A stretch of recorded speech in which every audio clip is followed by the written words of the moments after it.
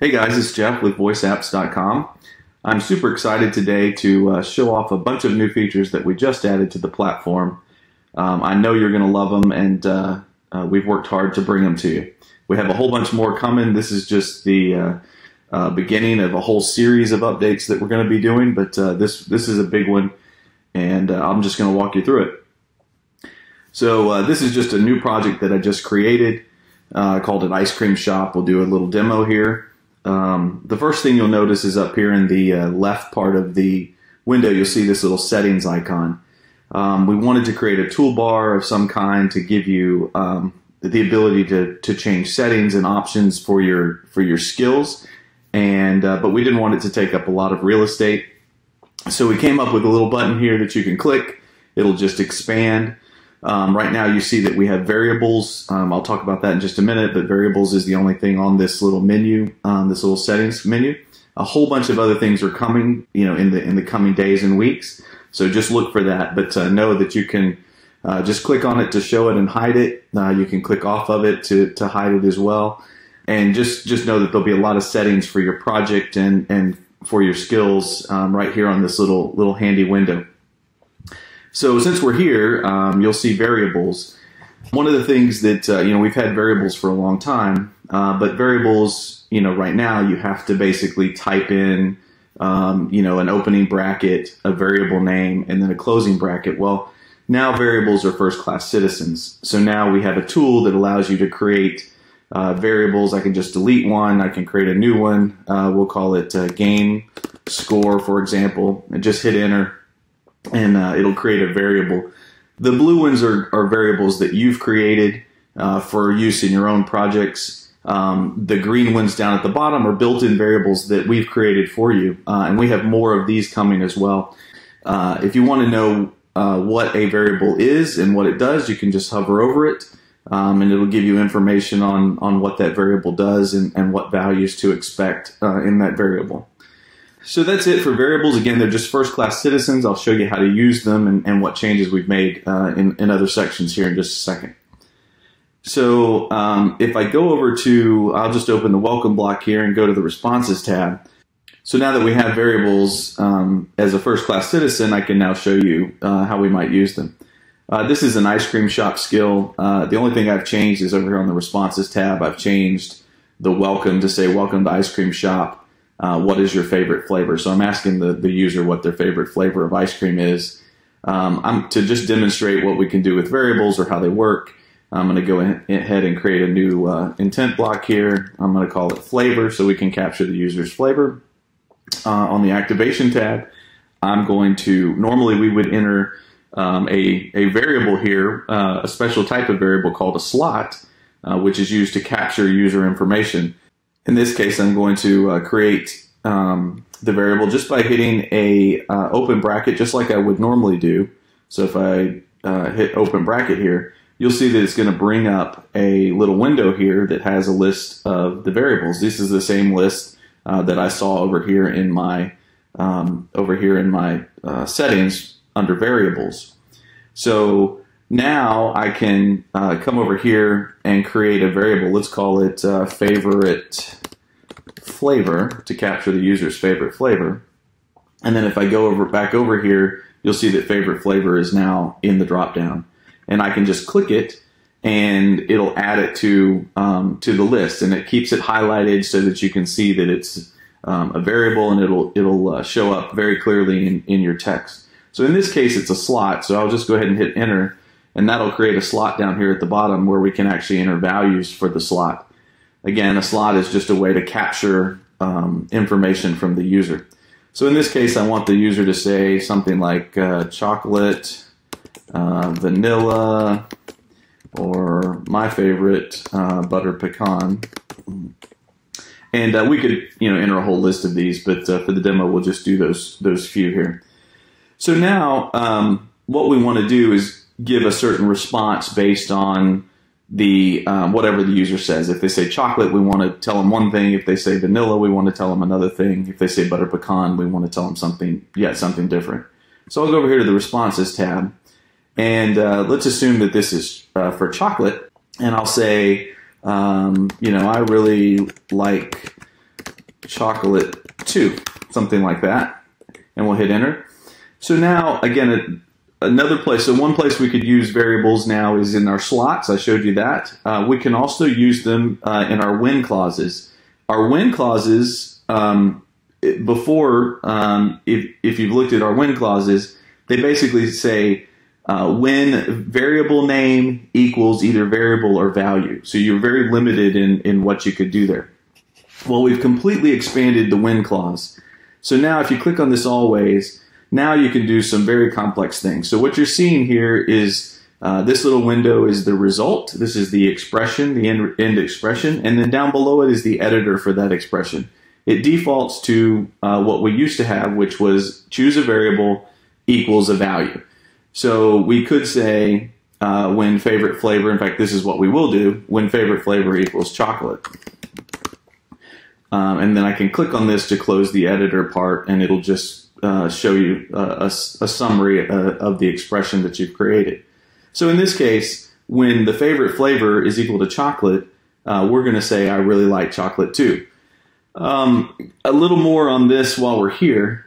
I can do very complex expressions now in my when clauses. So I can click these little icons over here to the right, and if I wanted to change this variable out for a value instead of a variable, I just click value here and it's going to change it to a value. And I can do the same for the value. I can switch it back to a variable. I can change the equals to one of many things: plus, minus, times, equals, not equals, greater than, less than, greater than or equal to, less than or equal to. And then I can use logic and or. The key here for a when block, for the when clause, is that the value of this expression needs to be true for this response group to execute. So, you always want your expression to be true, but I can get very complex with this, and I can say, I'll just use some samples here. Let's change this to a variable, and I can say when favorite flavor, and then I can expand this and say, let's make this equals, so when favorite flavor equals chocolate, and we can say visit count, and let's make this equals, equals 5. So when it's their favorite flavor is equal to chocolate and their visit count is equal to 5, and you can see that here in our little expression viewer window. So when the favorite flavor is equal to chocolate and the visit count is equal to 5, then I want to execute this response group, which right now is going to say I really like chocolate too. So you can get super advanced, and we'll have some more details on this, but you can keep nesting these as far as you'd like. So I can put another group. So right now this group and this group here, and this group here is actually a variable which has to equal this group. So we have a whole nested structure of expression. And again, we'll have a special video and a write-up on how to use this, but know that you can get really advanced now. A lot of people have been asking for this, so we're super excited to get it. So for this, I just want to go back to an equal. I'm sorry, I want to go back to a variable, and then I want to do equal. And that'll get rid of it and put it back. So if I do favorite flavor equals chocolate, then in that case, I'm going to say I really like chocolate too. So let's do something for vanilla just to finish this out. So we'll say vanilla is a great choice. And we'll add that. And again, we'll click on the always to open up our when clause. We'll say when favorite flavor equals vanilla. And then we'll add one more for butter pecan and say butter pecan is my favorite too. We'll add that. And then again, open up our when clause, favorite flavor equals butter pecan. Okay, so we have butter pecan, vanilla, and chocolate. So those are the three things. So let's go ahead and test this and see how it works. Right now, I don't have the welcome block connected to the flavor block. I'm going to do that intentionally for the skill. Normally you'd want to do that so that as soon as they ask the question, the only thing they could say is give an answer. I don't want to do that so that I can demo this much easier. So let's go ahead and go through and test this. And I'll start the skill. Welcome to Ice Cream Shop. What is your favorite flavor? And we'll just go through them. Chocolate. I really like chocolate too. And then if they said vanilla, it would give them a different answer. Vanilla is a great choice. And then if they had said butter pecan, butter pecan is my favorite too. It would give them even different. So there's how to use variables in our new when clauses. Again, these when clauses are super powerful. They work for the response groups here. They also work on the next actions. So you have the when clause here as well, and you can add multiple next actions and just create your when clauses here. So you might say, you know, when favorite flavor equals chocolate, I want to execute another intent, or I want to play a long audio file, or I want to do something else. There's lots of options here for you that you can do. And but you can use the when clauses to determine when that next action would execute. And again, these are super powerful. We can also use variables in our responses themselves. So had I, you know, wanted to just spit out the flavor of ice cream that they chose, I could do that as well. I could just kind of give them a response back that says, I really like, and then again, you can just hit that little open curly bracket and it'll give you the menu. And then you can say favorite flavor, 2, and hit enter. So now if I test this skill out, so we'll clear it and hit start skill. Welcome to Ice Cream Shop. What is your favorite flavor? So now when they say chocolate, I really like chocolate too. It's just going to replace this variable that we chose with the actual value. So it's, again, very similar to what we've had, except now variables are first-class citizens. You can actually create them just over here and then use them in your skill. And again, you can use the built-in ones as well. So, you know, again, if I put another one in here, I would see that visit count, link to count token, all the ones that are built in are in here as well. And so you can use those in your skill, just like you would use variables that you created. Okay, so the next thing that I want to show you is very similar to the when clause, except it's super powerful.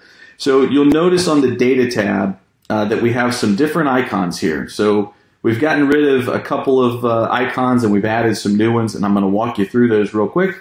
So the first one here, I think people are going to really love. We used to have a set state function.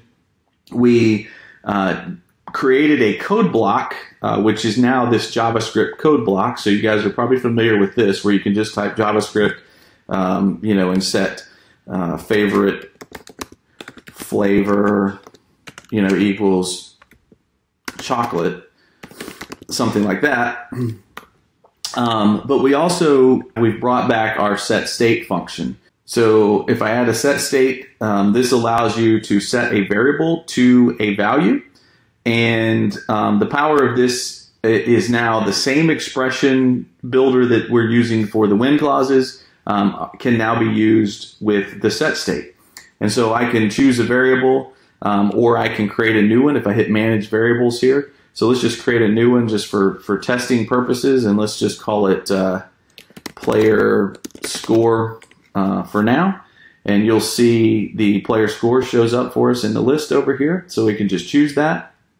And I can just set player score equal to 45, and, you know, or player score equals 0, or player score equals 100. I can also do advanced things, so I could do plus.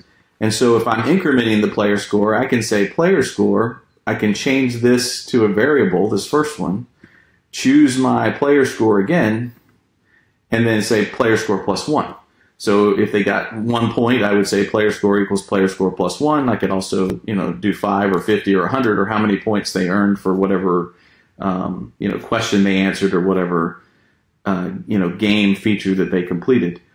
So we can get really fancy with these. And again, we're going to have a special specific video on this, and we'll walk you through the details of it. You can do so much. You can, again, change it to, you know, divided by, times, minus, plus.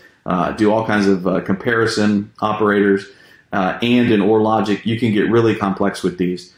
And what's great is that you can add another one. So if you needed to set another variable, and let's just say that I wanted to set favorite flavor to chocolate, right? I can do that here. Well, one of the things that might be a problem when we used to have set state. The set state function had multiple variables within a single set state function, and if you put those out of order, and you needed to change them, so maybe the player score was dependent on whatever variable you set here. Well, before you would have to delete those and then recreate them in the right order. Well, now we've added the ability on the data tab to put things in order. And so you can just drag and move these around. If I had a get random function on there as well, and maybe the get random used one of the variables to do something, and I needed to move it above that, I could do it. So now we can sort these however we want to. Just real quick while I'm talking about the sorting, on the responses tab, we've always been able to if I had a short audio here, I've always been able to, within the response group, to sort the output. So I can play the audio before the response or the response before the audio. But what you couldn't do is change the order of the response groups. Well, now we've added that feature as well. So now you can actually move the entire response group and change the order as well. So that's a neat new feature. A lot of people will be excited about that. So set state is a way to just set individual variables to some value or to an expression, and you can get really complex. So we're super excited about that, and hope you'll give us some feedback on it and let us know how you like it. So the next thing that I want to show you is the integrations. So we plan on having a lot of connections to external systems. So we've created, instead of a call API specific function that we used to have, we've created an integrations block. The integrations block is going to let you choose the integration. So the ones that we already had, custom API and get RSS feed, are already available for you in this first release. We have several others, including Google Sheets, Airtable, SendGrid, MailChimp, Dashbot.io, and Zapier, all included and coming soon. We actually have a few more included that we'll add to the list. And so super excited. So the way this works is you just add an integration block, and then you click on which integration that you want to use. The block actually changes to that integration. So you can it's kind of like a menu that you can choose, and then you can go configure it. And once you're in here to the custom API, then you can configure it just like you would normally configure it. All right, so let's delete our flavor. So if I go over here to the welcome, we're going to change this from an ice cream shop to, actually we're just going to change it to a joke skill. So let's just go ahead over here to Data tab, and let's click Integrations. And I'm going to choose my custom API. I happen to have a URL for my custom API. I'm just going to put it in here. Again, this is very similar to what we had already. We've just made some changes to improve, to make it easier to enter the data. So again, we can choose between get or post. We're going to use a get in this case. One thing you'll see here is that we've changed the way headers and variables get added. If you've used this before, you'll remember that there was a little form here with a key and a value. You would enter the key, then enter the value, and then hit enter, and that would actually add it to the list. That was confusing to some people because they would enter the data, they wouldn't hit enter, they would leave it there and it wouldn't work. We've just simplified that. We've put a button here, and you can just click add header, and then you can enter your key and value for your header. So if you had accept and application.json or something like that, so you could just enter your headers. You can just keep entering, keep hitting plus, and it'll keep adding headers. Again, you'll need to make sure that these are valid, otherwise your API won't work. In our case, we don't need any headers to call this joke API that we've got here. So the next part is assigning the variables. So once we call our API and we get the results back, we want to assign variables. Before we do that, let's go ahead and test it. We have a new feature down here called Test API. This allows you to actually test your API and see the data that's coming back, and then be able and make sure it's working, and then be able to assign variables from it. So let's go ahead and create Test API. You'll see that it goes off, it gets the response, and we can see that our response here for this joke API includes an ID, a type, a setup, which is actually the question part of the joke, and then the punchline, which is, you know, the actual answer. So in our case, in order to kind of build out a little sample skill here, we need to add some of these variables. So I'm going to go choose a variable. I've actually created these already. I've created one for setup. If you didn't have these created, you can just click Manage Variables and go create setup and punchline. I've already created them. So we'll choose it. So just setup. And then one thing that's really neat here that we can do is as I hover over the results here, you'll see this little icon that shows up at the end of each line as I hover over them. What I can do is go here to setup, and I can click this little icon. And what it's doing is it's actually copying the path to the data. So I can go click on it and hit Control V just to paste it in there. So that's the actual path to the data. So no longer do I have to try to figure out what the path is to the data. It'll figure it out for me. And so I want to capture the setup and the punchline. And so I'm going to do the same thing for the punchline here. I'm going to just go hover over it, grab this little icon, click on it, and we'll go to here and we'll just paste it in there. So great. So we have setup is equal to response.setup and punchline is equal to response.punchline. So now, again, we've tested our API. If we have errors, it's going to show the errors here. And now we're ready to do something with our response here. So we have setup and punchline. We're going to go over here to our response, and instead of welcoming the user here, we're just going to get rid of all this, and we will say, here's your joke. And then we'll say setup. I didn't show you this, but you can actually type. If you have a long list of variables, you can just start typing, and it'll show you the ones that match what you're searching for, and you can just find the right variable. So setup, and then we'll give it a wait time. So I'm going to put in a break time equals 1 second. This is SSML. For those who aren't familiar, you can put these little tags in that do different things for the speech. And in this case, I just want to pause for a second before I give the punchline. And again, I can just type and find the one that I want. And so now we have here's your joke setup, which is going to tell the joke, and then break for 1 second, and then we'll give the punchline of the joke. And let's just go ahead and test that and see how it works. Here's your joke. What do you get when you cross a rabbit with a water hose? Hairspray. All right, so that's great. So that's the new features. I hope you guys really enjoy them. We have a whole bunch of new features on the way as well. This is just the beginning, but we wanted to go ahead and get this out. It's a big release, lots of new features, lots of time-saving features that we wanted to get out there for you. Give us feedback, give us a shout out. You can send feedback directly to me, Jeff at voiceapps.com, or you can send it to our intercom chat or support at voiceapps.com. So we'd love to hear from you. So we hope you enjoyed this, and we look forward to seeing what you build.